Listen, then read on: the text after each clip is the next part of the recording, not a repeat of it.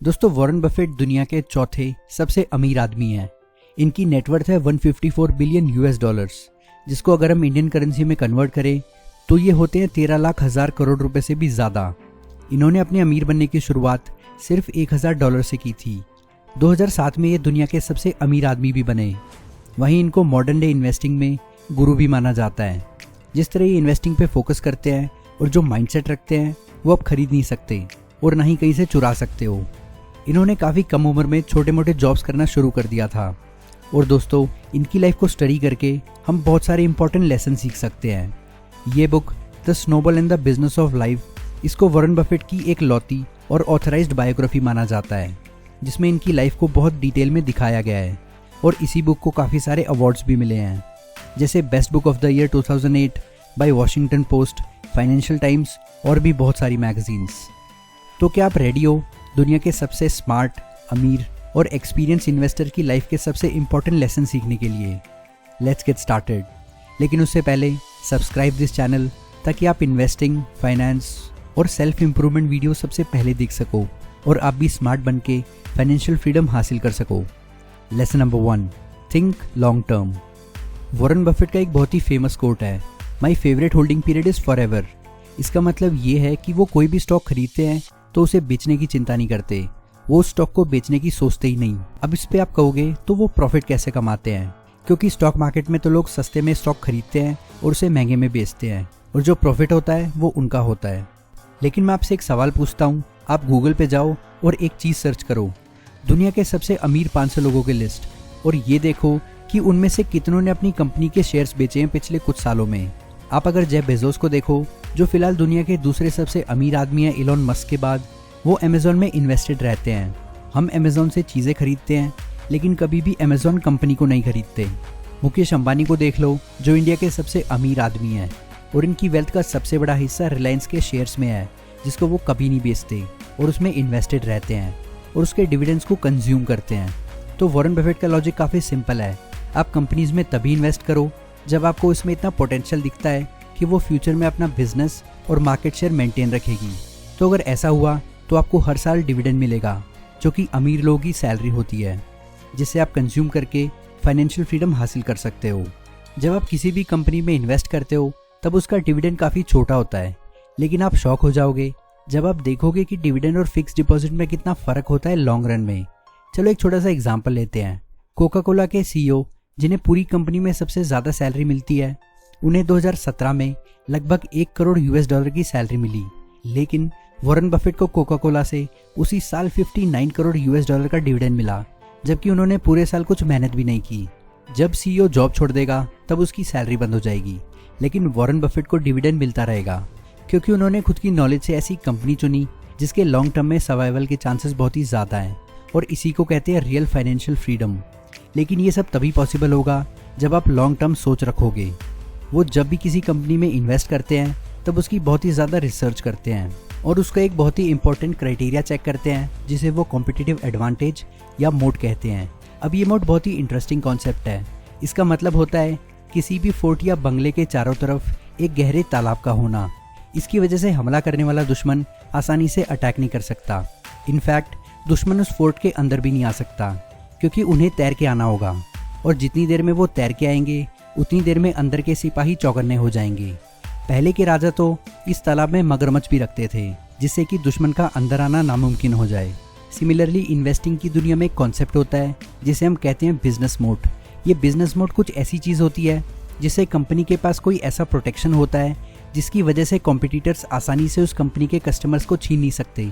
तो ऐसी कंपनी में इन्वेस्ट करना काफ़ी फ़ायदेमंद होता है, क्योंकि कुछ ही सालों में इन कंपनी से जो डिविडेंड मिलता है वो आपके इन्वेस्टेड अमाउंट से भी बहुत ज़्यादा होगा। इसलिए वॉरेन बफेट हमेशा आज को सेक्रीफाइस करते हैं कल के लिए, और पेशेंस रखते हैं जब तक उनका टाइम आता है। ये तभी पॉसिबल होगा जब आपके पास एक वेल्दी ब्रेन हो। तो ये था सबसे पहला लेसन, थिंक लॉन्ग टर्म, क्योंकि कमज़ोर और अनसक्सेसफुल लोग की एक निशानी होती है, वो ज़्यादा लॉन्ग टर्म सोच नहीं पाते हैं। दूसरी तरफ दुनिया के सारे सक्सेसफुल लोग, जैसे कोई भी सक्सेसफुल बिजनेसमैन, अमीर लोग और लॉन्ग टर्म इन्वेस्टर्स, हमेशा एक लॉन्ग टर्म सोच रखते हैं। दुनिया में शॉर्ट टर्म पैसा लिमिटेड होता है, तो अगर आपको शॉर्ट टर्म में जल्दी ही अमीर बनना है तो आपको किसी और की जेब से पैसा लेके अपनी जेब में डालना होगा, जैसे लॉटरी विनर्स। लेकिन लॉन्ग टर्म में पैसा अनलिमिटेड होता है, जैसे जॉब्स, कंपनीज, बिजनेसेस।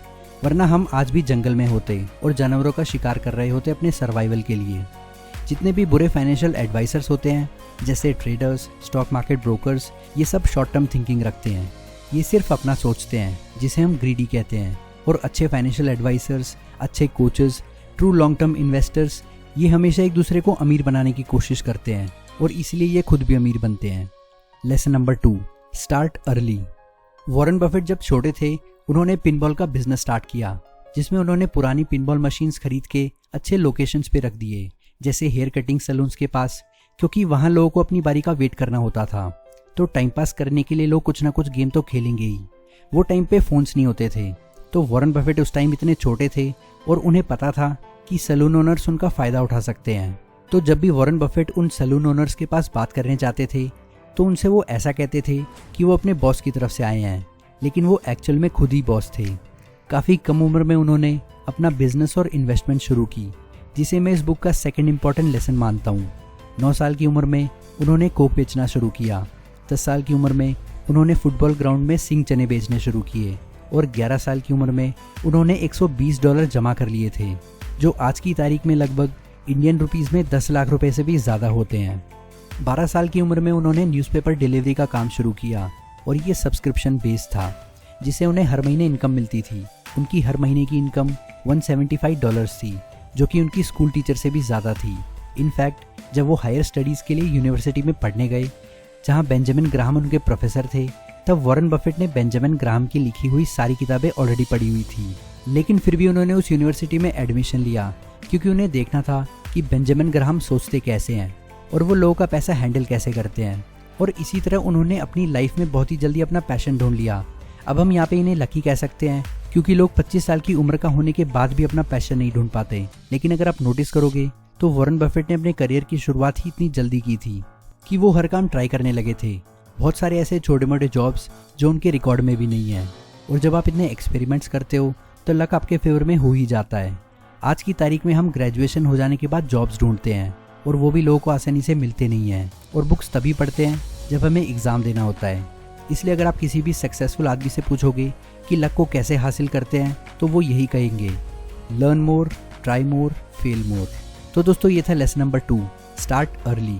फिर चाहे आप कोई साइड बिजनेस शुरू करो, कोई हॉबी या कोई इन्वेस्टमेंट, आप जितना जल्दी शुरू करोगे आप उतना जल्दी सीखोगे और आप उतना ही जल्दी फाइनेंशियल फ्रीडम हासिल करोगे। Lesson number 3, the compounding effect. मान लो आपको एक नई कंपनी में जॉब मिली है, आप 8 घंटे काम करते हो और फिर आपका बॉस आपको छुट्टी दे देता है। फिर अगले दिन आप 7 घंटे 50 मिनट काम करते हो और आपको बॉस आपको छुट्टी दे देता है। आप थोड़ा कंफ्यूज होते हो क्योंकि आपने 10 मिनट कम काम किया है, लेकिन आप घर चले जाते हो। फिर तीसरे दिन आप 7 घंटे 40 मिनट काम करते हो और आपको छुट्टी मिल जाती है। और इसी तरह 7वें दिन आप सिर्फ 7 घंटे काम करते हो और आपका बॉस आपको छुट्टी दे देता है। आप थोड़ा सा कंफ्यूज होते हो और आप अपने बॉस से जाके पूछते हो कि आपने तो 8 घंटे की ड्यूटी पूरी ही नहीं की। तो आपका बॉस आपको सिर्फ इतना सा जवाब देता है, क्योंकि तुमने कल काम किया था। अभी सिंपल से एग्जाम्पल से हम कंपाउंडिंग इफेक्ट को समझ सकते हैं। जहाँ आप छोटा सा अमाउंट इन्वेस्ट करते हो तो उसका इंटरेस्ट भी इंटरेस्ट कमाता है। जैसे आप 10,000 रुपये किसी कंपनी में इन्वेस्ट करते हो तो उसका 5% होता है सिर्फ 500 रुपये, लेकिन वो धीरे धीरे करके कुछ सालों तक ग्रो होता है। जैसे मान लो वही इन्वेस्टमेंट 5 लाख रुपए का हो गया है, तो उसका 5% अब 25,000 रुपये होगा, जो कि इनिशियल इन्वेस्टमेंट से बहुत ही ज़्यादा है। अगर आप रियल लाइफ एग्जाम्पल लेना चाहो तो आप राकेश झुनझुनवाला का एग्जाम्पल ले सकते हो। इन्होंने 2003 में टाइटन कंपनी के स्टॉक 3 रुपये पर शेयर के हिसाब से खरीदे। आज इस कंपनी का स्टॉक प्राइस 3,000 रुपये के भी ऊपर है। इसका मतलब राकेश झुनझुनवाला को 99,000% का रिटर्न मिला सिर्फ 22-25 साल में। कंपाउंड इंटरेस्ट को समझना है तो आप मेरी कंपाउंड इंटरेस्ट एक्सप्लेनर वीडियो देख सकते हो, जो कि चैनल पे ऑलरेडी अवेलेबल है। तो दोस्तों, ये थी शॉर्ट समरी वॉरेन बफेट की बायोग्राफी द स्नोबॉल की। इसके 3 इंपॉर्टेंट लेसन्स आज हमने डिस्कस किए हैं। तो अगर आपको इस वीडियो से कुछ सीखने को मिला हो तो इस चैनल को सब्सक्राइब कर लेना और मुझे सपोर्ट करो, ताकि मैं आपके लिए ऐसी वीडियोस बनाता रहूं। वीडियो पसंद आई हो तो लाइक करो, कमेंट करो और शेयर करो। आपका वैल्यूएबल टाइम देने के लिए थैंक यू। नेक्स्ट वीडियो तक के लिए goodbye and take care.